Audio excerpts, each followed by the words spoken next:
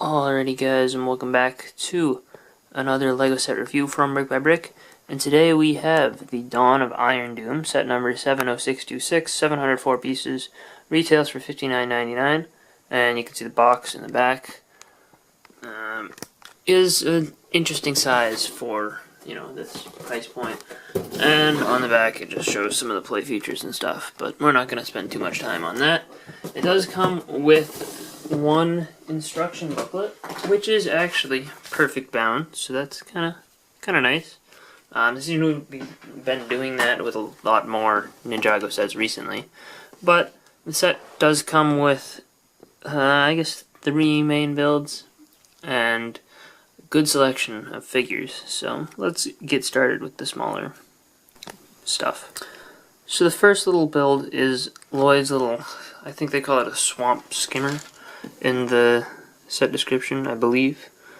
But it's a little boat thing, and I think it actually looks pretty good for what it is. I really like what they did with the swords. I like that shape that it gets, but aside from that, it's really just a very standard construction. I guess they do offset by a half a stud, but other than that, he just holds on to the handlebars, and, it's pretty cool, I guess.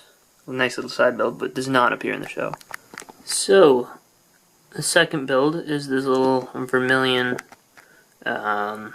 base, kind of, from the swamp.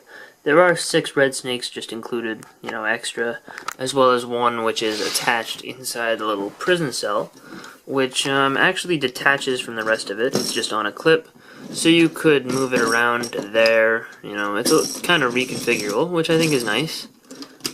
We'll push that to the side for just a second. And look at this. It's kind of built into the base of a tree trunk, it seems, almost. But it's kind of rocky looking on the back, so it's a little bit harder to tell exactly what it's supposed to be. But I think regardless, it looks good.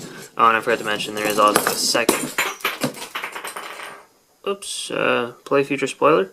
There's a second clip on the back, so you can do it multiple different ways, extra options. But there are some little leaves coming out the side.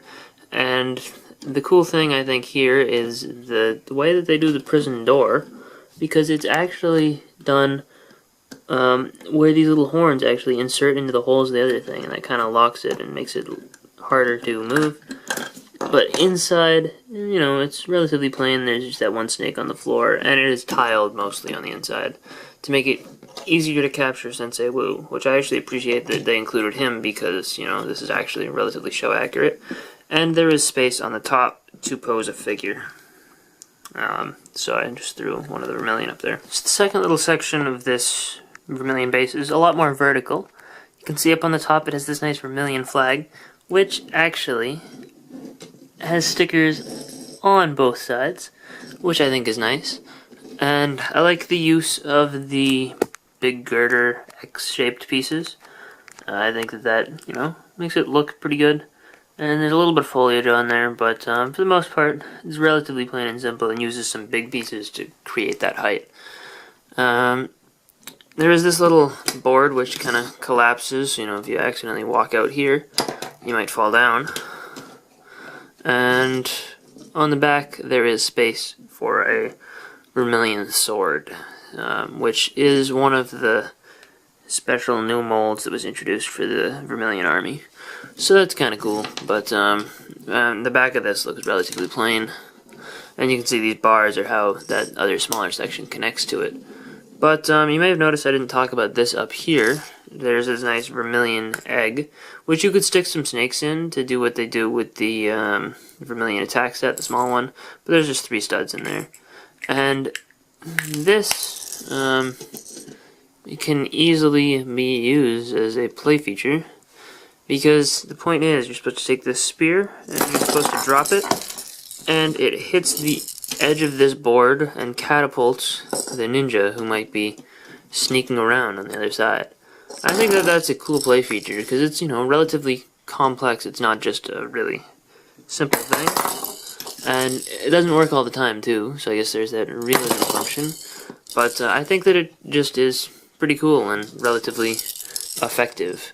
And there are some ladders, and they can just kind of move around to reconfigure stuff. And I think that that is pretty cool. And this also will connect with the Vermilion Attack build, so that's cool. Let's take a look at Iron Doom. Alright, so this is Iron Doom here. It's the time machine that the Time Twins create. And you can see in the center it uses all 4 time blades, and all 4 of them are included in this set. And there are 2 printed pieces here, this one dish here, and then this which has that pattern just going all the way around. I'm not going to take the second one off. But the first play feature is there are gears here, and you can easily just spin those gears and it'll spin the clock. It can either spin backwards or forwards, and you just have to press the different gears in order to do that. So I think that's cool. Relatively decently shaped. I like these shoulder pads up here, which you can barely see, but I like those quite a bit. The arms are cool, I guess. They look menacing. However, they have very limited posability. They can move up and down. They can't move too far forward because they get blocked by that, and you can't turn them so that they go like this because they also get blocked by the wedge. So, very limited posability there, but you know, it's alright, I suppose. And there are also these little the swords, which first are in this really awesome coppery color, and I was trying to put it on backwards, but you know, we don't need to talk about that. And you have to wrap the hand around it because it's just inserted into a pin. However, you can't kind of go like that, or you can't like slash the ground just very effectively because of the way that posability is limited. And I had those pinned onto these friction pins in the back before, so that's the other option you have for storing them.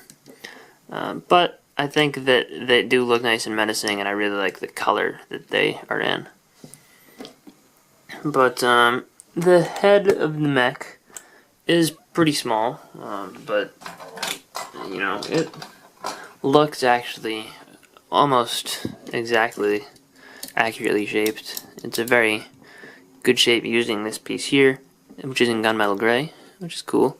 And the neck can hinge down here and also here, but that only makes it turn down, so I don't know. I mean, it's kind of weird. I think that it would have made more sense if one of these hinges went the other direction. But, you know, whatever. And it does have a spring-loaded shooter in there, which is good. And I like these Urukai swords in the copper color as well. This looks a little awkward, but I think it's, you know, acceptable. And from the back, the entire mech doesn't look that great. Doesn't look awful because they don't put too many out-of-place colors, because the color scheme is black and red and gray, which are like the colors that they use for, you know, most structural parts, I guess. You know, the color locked parts are all in those colors. This tan, I think, is the most out of place, but it is a play feature, so they usually use out of place colors for that to make it stand out. And the last main thing is the tail, which, you know, is flexible. Has these Urukai swords on the back there. And it also is on one of those swinging joints back and forth, so that has very little friction and easily, you know, moves back and forth. The bottom, you know, it has a nice footprint and it stands very well. It's pretty sturdy. And this here down here, you know, uses some ingot pieces to good effect, and has 2 stickers, which, you know, look pretty good, and they kind of give it that vermilion look. And this is a perfect time to point out that this is probably the weirdest LEGO set I've ever gotten, because it came with an extra sticker sheet. So, you know, that's okay. Kind of weird. These 2 control panels are mounted up here in front of the seats for Acronix and Crux. But that is basically, you know, all there is to the Iron Doom. Let's take a look at all of the figures. So the first 2 figures here are Lloyd and Jay, and they're both in their Hands of Time outfits, which I didn't have either of these figures yet, so it's cool to get them. And they each come with a katana in their hand and a katana on their back. Their masks are the ones that started with the Day of the Departed suits, where it has the darker version of their color plus the lighter version as the, accent color. And Lloyd has his 2014 and beyond face, and the torso is actually really kind of neat. It's on dark green, and they print on the light green and everything. It looks cool. They both have regular black shoulder pads. And I guess while I'm taking the heads off, Jay has his dual-sided face with the worried expression. And his torso looks pretty cool, but I like Lloyd's a lot better. Jay's is just kind of weird. I'm not a big fan of that shape going all the way around. The legs, I think, are pretty cool. I think that they work well. Lloyd's, I really like the copper highlights. Is it? Yeah, on the legs it's copper, but on the torso it's kind of more just metallic gold. Jay's back print looks pretty good, but again, I really like Lloyd's quite a bit. And they both have just black arms, so I think that is pretty cool, and actually, like these suits more than I did from just seeing the pictures. But I still think that I like the all black, solid background color with the Ninja's accent colors like Skybound and Deepstone. But there are more figures than just this. And these two figures are Sensei Wu and Commander Blanc. Or is it Commander? Yeah, it's Commander Blanc. And he comes with this cool axe, which uses the new Vermilion axe mold that's dual molded, and it's just on like a staff. Sensei Wu just has his black staff. His face is the same face that he's always had, is that one. And he has a Sensei beard, but his torso, whoa, breaking everything. Or his legs are not printed for the first time in a while, I think. And this also appeared in Samurai X Cave of Chaos, so it also was the Day of the Departed version. They're just continuing. And what I really like about this one is the flute printed on the back of the torso. But, that's all there is to Sensei Wu. He's not exclusive to this set, but this is the only way you can get him in the hands of Time Wave. So I guess that's kind of cool. And I really like the fact that he was included. Because, he was important in this scene. Commander Blanc is cool. He has the Vermilion helmet with transparent orange snakes dual molded in instead of the trans red ones. There's one side of his face with his tongue sticking out, and the other side of his face, which, looks like that with the helmet on, and it's, I think, less exciting than the one with the tongue sticking out. The torso armor is pretty cool. I believe that this is rarer than the other version of torso armor that the Vermilion get in a couple of the sets, and it doesn't want to come off the torso. Whoops. But there we go. That's what it looks like. Right, that's what the torso looks like. Put that off. It has the Hands of Time symbol and some orange snake heads, and the legs, kind of a little bit of orange peeking through. But, mostly gunmetal gray. That's the color that they are. And there's the back print on the torso. So, a pretty cool figure. I believe that, I know Commander Blanc appears in another set, but I don't think he has this armor piece in the other one that he appears in. I might be wrong about that. But, he does look pretty cool. And it's nice to have one of the, named characters that actually, has a personality and exists really in the show. But the two most desirable figures are still to come. According to the box, this is a Chronix and Crux, but in the TV show, it's really the other way around. They both have two time blades. I left two of them just on the Iron Doom, because I forgot which ones go with which brother in the show. But they are both pretty cool. They each come with this mask that was first used on the Series 16 Rogue, but it has this awesome print on the top. And you can see that Acronix is the kind of younger one, the one who was trapped in time, not, around the entire time. He has this kind of cell phone, I think, is what it's supposed to be, or some kind of electronic device. And you can see the back prints on their torsos are pretty much the same. They're just mirrored back and forth. And what I do also like is the little details, like the fact that Crux is dark red while Acronix is light red, just regular, plain old red. As you can see underneath the little capes. They do both have this kind of cape that goes over their shoulder. And Acronix has kind of this like red colored eyebrows, a little goatee. Well, did I say Crux? I meant Acronix, but I don't even know. But Crux has the mustache, and they each come with a hairpiece. He has Qui-Gon Jinn's hairpiece in black, the same that Tatsu Leech had from the Force Awakens sets. And also, I forgot to mention, Crux has an hourglass and a chain printed on him, which make him different than Acronix. But he has the Peter Venkman hair in this nice light gray color, the same as used for the Doctor from LEGO Dimensions. But he also has a secondary facial expression as Dr. Saunders, which I think is nice. However, I wish they either didn't make him have the really long mustache in the show, or add an extra piece to include for the mustache, but I think that it's okay the way it is, and I like that they included that face.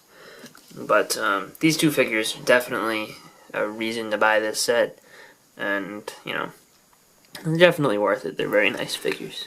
Alright, so overall, the Dawn of Iron Doom set, I think, is good, but not great. I think the figure selection is the main draw to this set, just because this, like the Acronix and Crux having both the main bad guys only in this set makes it, very desirable. Jay and Lloyd both appear in another set, but it's nice to get both of them in one, especially if you're going to get this, with the Time Twins. This way you don't have to get the Desert Lightning set. You still have to get the other Lloyd, because Cole's exclusive to that set if you're trying to get all the ninja, but, And I appreciate the fact that Sensei Wu's included, because he's important to the scenes with Iron Doom in the show. I am disappointed by the Iron Doom build itself. I think that it doesn't have enough posability to be super useful in play, and the one play feature it has is relatively lame, because you could just spin that yourself. But I think that it is okay, because, it kind of does travel through time, so the clock should be able to spin. But I think that definitely the head aiming doesn't work too well, and the arms don't have enough range of motion. This thing, though, I actually was relatively impressed with. I really like this play feature with the dropping the bomb thing. And I forgot to mention it does have some studs inside, which if you do it right, if you leave this like half open, it'll fall and the studs will explode everywhere. But it doesn't work too well, but I think even just the catapulting thing works really nicely. And the Prithen cell was actually relatively impressive to me, just the way it's built. I like that quite a bit. I think it looks really good. And I like the fact that there's a reconfigurable. So surprisingly, I almost like the Vermilion Hideout better than Iron Doom. Because I think that it looks good and it works well. This looks okay and works okay. So, it's not as good as I was, or not as playable as I was expecting. Obviously, I could tell that it didn't look the best from the pictures, but I was not disappointed by the figures, so, kind of a mixed bag, and definitely not my favorite of the Hands of Time sets, but it's not awful, and if you want the Hands of Time figures, then I would still recommend this set, even though the Dragon's Forge or even the Samurai VXL seem to be kind of better sets. I don't have Dragon's Forge yet, but I do have the Samurai VXL, and I think that I was more impressed with the build of that than I was with this. However, again, the figures in this set, still I think I like the figures better than Samurai VXL. So anyway, that's enough of my slight complaints, but not like anything super duper serious. I did think the build was enjoyable. That's one more thing. It was, interesting, and bonus sticker sheet, so that was a highlight for me, and I'm probably not going to forget this set just because of that, so I guess that's something. And getting all the time blades in one place, that's one thing I forgot to mention. But, hope you guys enjoyed, and I will see you guys all next time. Bye, everyone.